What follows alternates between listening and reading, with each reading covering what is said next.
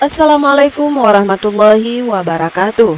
Saudaraku di channel cerita yang dimuliakan oleh Allah Subhanahu wa taala di dunia maupun di akhirat kelak. Kisah seorang nenek yang tidak lagi diharapkan oleh anak-anaknya. Di bawah matahari yang sama di sebuah desa kecil yang kini hampir dilupakan oleh hiruk-pikuk kota, hiduplah seorang nenek yang bernama Nenek Rungkat.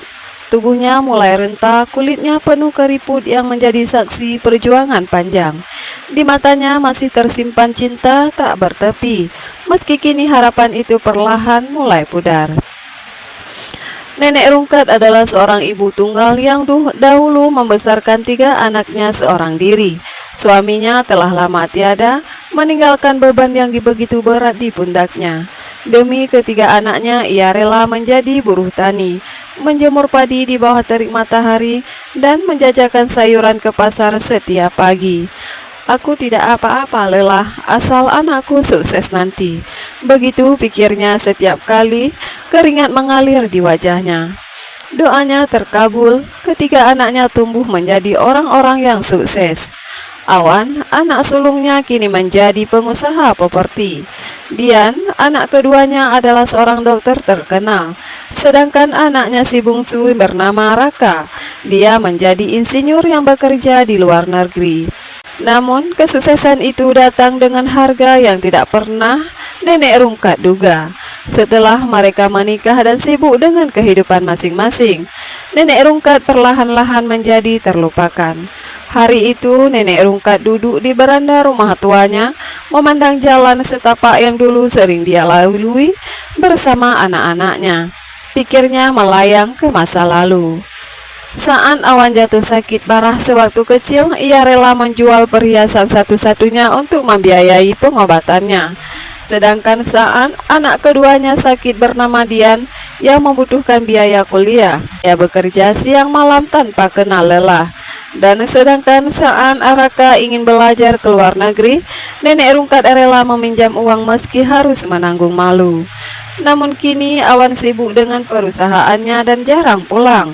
Jika pulang pun hanya untuk urusan tanah warisan. Dian yang dulu sering memeluk Nenek Rungkat dan berkata ingin menjadi dokter demi membantu orang-orang, kini hanya datang setahun sekali, itu pun terburu-buru. Sedangkan Raka sudah bertahun-tahun tak pernah kembali. Malam itu telepon rumah Nenek Rungkat berdering. Hatinya melonjak senang, mungkin salah satu anakku ingin menjenguk, pikirnya dalam hati. Namun suara di ujung telepon berkata berbeda. Ibu, ini Awan. Kami sudah sepakat rumah ibu akan dijual karena terlalu tua. Uangnya bisa ibu pakai untuk tinggal di panti jompo yang lebih nyaman. Nenek Rungkat terdiam. Kata-kata itu seperti belati yang menghujam hatinya. Tapi rumah ini, suaranya bergetar, tak sanggup melanjutkan. Sudah ya Bu, ini demi kebaikan ibu juga. Telepon pun ditutup tanpa mendengar jawaban Nenek Rungkat. Malam itu Nenek Rungkat menangis seorang diri di kamarnya. Rumah yang penuh kenangan, perjuangan bersama anak-anak kini akan dijual. Mereka tak lagi menganggapnya sebagai rumah, hanya sebuah properti yang bisa diuangkan. Hari-hari berlalu, rumah itu akhirnya benar-benar dijual. Nenek Rungkat dipindahkan ke sebuah panti jompo. Tempat itu bersih, fasilitasnya lengkap, tetapi terasa dingin dan sunyi. Tak ada suara tawa anak-anaknya, tak ada aroma masakan yang pernah ia siapkan dengan penuh cinta. Di suatu sore, seorang pengurus panti bertanya, kenapa nenek masih sering termenung di teras? Nenek Rungkat tersenyum tipis. Aku sedang menunggu anak-anakku. Mereka pasti datang menjemputku suatu hari nanti. Namun hari berganti minggu, minggu berganti bulan, dan bulan pun berganti tahun. Tak ada satupun anaknya yang datang. Nenek Rungkat tetap setia menunggu di bawah matahari yang sama dengan cinta yang tak pernah pudar. Hingga suatu hari tubuh renta itu ditemukan tak lagi bernyawa di kursinya. Di tangannya tergenggam foto keluarga kecilnya yang dulu, dengan senyuman hangat yang kini hanya tinggal kenangan. Kabar kepergian Nenek Rungkat sampai ke telinga ketiga anaknya. Mereka datang ke pemakamannya, namun semua sudah terlambat. penyesalan mulai menyelimuti hati mereka.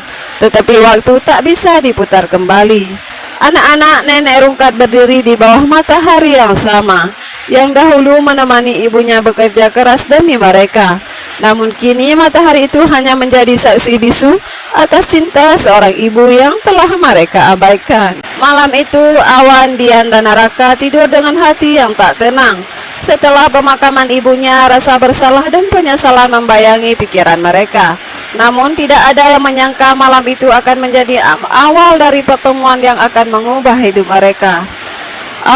Dalam mimpinya, Awan berjalan di sebuah ladang yang gersang. Matahari begitu terik membuat tubuhnya basah oleh keringat.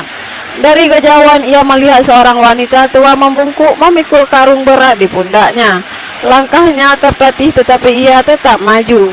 "Ibu," panggil Awan dengan suara gemetar.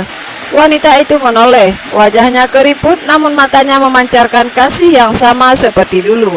"Awan, ini aku," katanya dengan suara pelembut namun penuh luka. Awan mendekat tetapi mendadak langkahnya terasa berat. Tanah di bawah kakinya seperti menghisapnya. "Kenapa ibu tidak berhenti? Kenapa ibu tidak istirahat?" tanyanya hampir menangis. "Istirahat," jawab nenek Rungkat sambil tersenyum getir. "Dulu aku tak punya waktu untuk istirahat, nak. Saat kau sakit, aku harus tetap bekerja. Saat kau lapar, aku harus mencari makan. Semua aku lakukan untukmu, untuk kalian semua." Awan menunduk, air matanya jatuh. "Aku minta maaf, Bu. Aku lupa perjuangan ibu." Nenek Rungkat mendekat menyentuh pipinya. "Aku hanya ingin kau tahu, aku tak pernah meminta lebih. Aku hanya ingin melihat kalian bahagia. Tapi aku tak pernah menyangka kalian akan melupakanku." Di malam yang sama, Dian juga bermimpi. Dian bermimpi berada di sebuah kamar kecil yang gelap. Ia melihat ibunya duduk di sudut ruangan, menjahit pakaian dengan penerangan lilin kecil. Tangannya bergetar tetapi ia tetap bekerja tanpa henti. "Ibu, apa yang ibu lakukan?" tanya Dian merasa sesak melihat pemandangan itu. "Aku menjahit pakaian, nak. Pakaian yang kau pakai waktu kuliah. Ingat, kau sering berkata ingin menjadi dokter yang menyembuhkan banyak orang. Aku ingin kau sukses meski aku harus begadang setiap malam." Dian tersentak, ia ingat saat itu, tapi tak pernah tahu betapa berat perjuangan ibunya. "Kenapa ibu tidak pernah bercerita? Aku tak mau kau merasa bersalah. Cinta seorang ibu tak pernah diumbar, nak. Tapi apa aku salah? Setelah kau berhasil, kau lupa padaku." Dian menangis memeluk ibunya, tetapi tubuh ibunya perlahan menghilang meninggalkan suara samar. "Jangan lupa pada tempat kau berasal, Dian." Begitu juga dengan Raka yang berada di ribuan kilometer dari rumah bermimpi tentang masa kecilnya. Ia melihat ibunya berlari di tengah hujan deras membawa sekantong buku yang ia butuhkan untuk belajar. "Ibu, itu berat, kenapa tidak menunggu hujan reda?" seru Raka kecil dalam mimpinya. "Tidak ada waktu, nak. Pendidikanmu lebih penting dari apapun," jawab nenek Rungkat.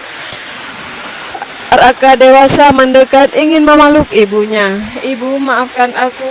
Aku terlalu sibuk dengan pekerjaanku hingga lupa pada ibu." Nenek Rungkat tersenyum, meski ada kesedihan di matanya. "Kau sibuk, Raka, tapi sibukmu membuatku kesepian. Aku hanya ingin tahu bahwa aku masih kau anggap bagian dari hidupmu." Raka terisak, "Aku janji, Bu, aku tak akan melupakan ibu lagi." Keesokan harinya, pagi itu ketiganya terbangun dengan perasaan yang sama, hancur dan menyesal. Mereka saling menghubungi, membicarakan mimpi yang mereka alami, seolah-olah ibu mereka benar-benar hadir untuk mengingatkan mereka tentang kasih yang telah mereka sia-siakan. Mereka sepakat untuk berkumpul di desa, tempat rumah lama mereka dulu berdiri. Di sana mereka bersama-sama berdoa memohon maaf kepada ibu mereka yang kini telah tiada. Awan memutuskan untuk mendirikan sebuah yayasan amal atas nama ibunya, membantu para janda dan ibu tunggal yang berjuang seperti nenek Rungkat. Dian berjanji untuk memberikan pelayanan kesehatan gratis di desa terpencil, sesuatu yang selalu diimpikan ibunya. Sementara Raka memutuskan untuk sering pulang menjalin hubungan dengan keluarga yang telah lama ia abaikan. Meski ibu mereka telah pergi, cinta dan pelajaran yang ia tinggalkan tetap hidup di hati mereka. Mereka tahu ini adalah cara mereka menebus kesalahan dan menjaga kenangan nenek Rungkat. Begitulah kisahnya.